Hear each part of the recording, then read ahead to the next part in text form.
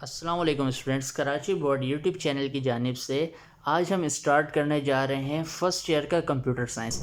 जो first year computer science है Karachi board, उसका पहला चैप्टर जो है चैप्टर नंबर 1 का नाम है basic concepts of information technology.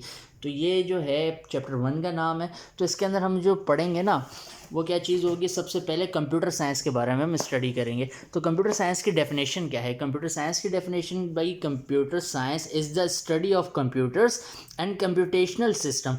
Computer science क्या है भाई? इसमें हम स्टडी करते हैं कंप्यूटर्स को और कंप्यूटेशनल सिस्टम, यानी जो भी चीज़ें कैलकुलेशन से मुतल्लिक हैं उन सबको स्टडी करते हैं। कंप्यूटेशनल का मतलब होता है calculation. Computer scientist design and analyse algorithms. जो कंप्यूटर साइंटिस्ट होते हैं वो डिज़ाइन करते हैं और मुताल्ला करते हैं किसका भाई? एल्गोरिदम्स का।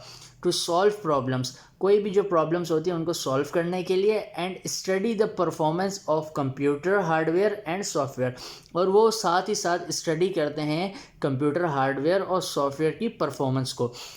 अब देखा जाए तो हमारे पास प्रॉब्लम्स जो हैं बहुत सारी चीज़ों में आ सकती है। मैथमेटिक्स होगी, डेटा के स्ट्रक्चर में आ सकते हैं, software algorithms, statistics, programming languages, hardware, CD design and architecture. ये सारी की सारी चीज़ें जो हैं हार्डवेयर सॉफ्टवेयर प्रॉब्लम सॉल्विंग के अंदर काम आ जाती हैं। एल्गोरिथम्स वगैरह ये सब जो है कंप्यूटर साइंस में, इन सब चीज़ों को हम देखते हैं। अच्छा, अब कंप्यूटर जो है उसकी जो बेसिक डेफिनेशन जो है वो क्या है?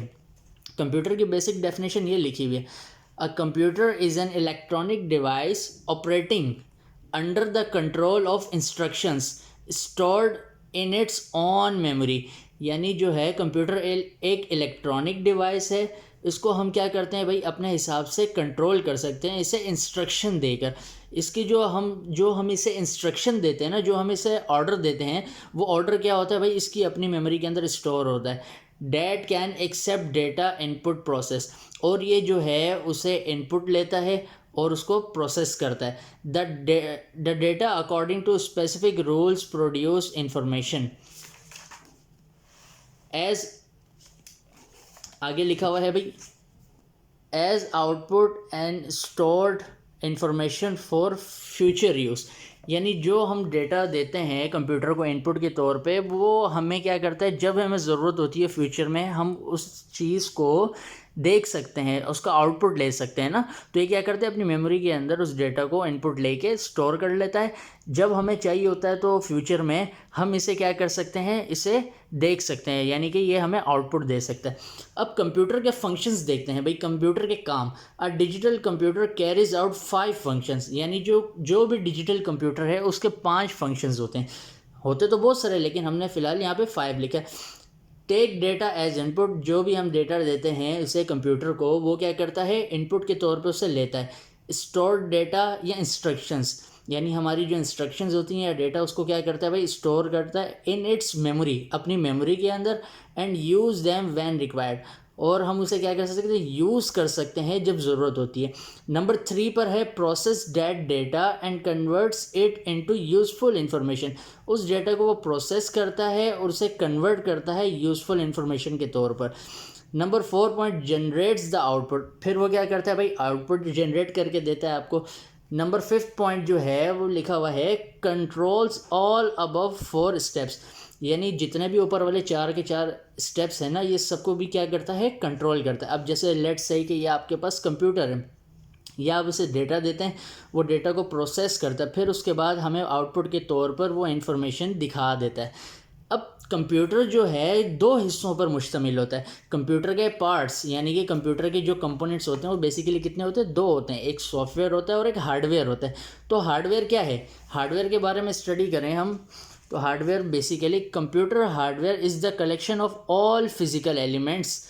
अब कंप्यूटर हार्डवेयर जो है ना, वो कलेक्शन होता है क्या भाई, फिजिकल एलिमेंट्स का। फिजिकल एलिमेंट्स यानी टेंजिबल ऑब्जेक्ट्स, यानी वो चीज़ें जिसे हम टच कर सकते हैं, वो सब की सब किस में आ जाती हैं, हार्डवेयर में आ जाती हैं। जैसे आप देखें माउस हो गया, कीबोर्ड हो गया, मॉनिटर हो गया, इस सब के सब चीज़ों को हम टच कर सकते हैं ना, तो ये टेंजिबल ऑब्जेक्ट्स हो गए, ये हार्डवेयर में आते हैं। द एक्चुअल मशीनरी, जैसे कि भाई वो मज़ीद बता रहे, पावर सप्लाई हो गई, वायर्स हो गए, ट्रांजिस्टर्स हैं और सर्किट्स हैं, ये सारे के सारे जो है कंप्यूटर हार्डवेयर में आती हैं। अब सॉफ्टवेयर की बात करें भाई, सॉफ्टवेयर क्या होता है? The set of instructions which drive the hardware, software tells hardware what to do and how to do.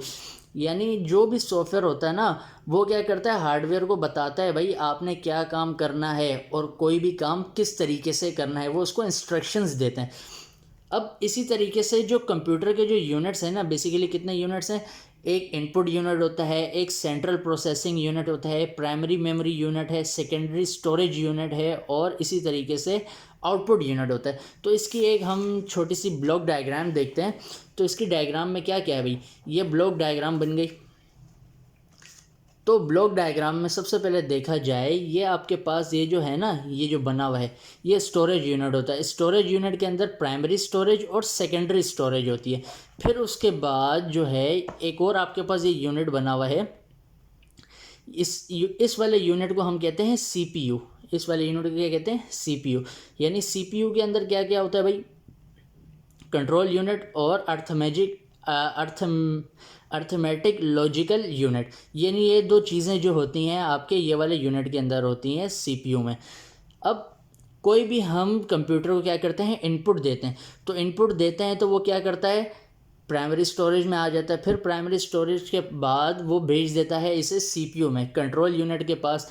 फिर उसके बाद ये दोबारा से कंट्रोल यूनिट क्या करता है? प्राइमरी स्टोरेज में भेज देता है। फिर ये आगे जाता है सेकेंडरी स्टोरेज से होता हुआ, ये हमें क्या करता है? उस चीज़ का आउटपुट दे देता है। तो ये बेसिकली क्या है? इसका एक ब्लॉक डायग्राम है।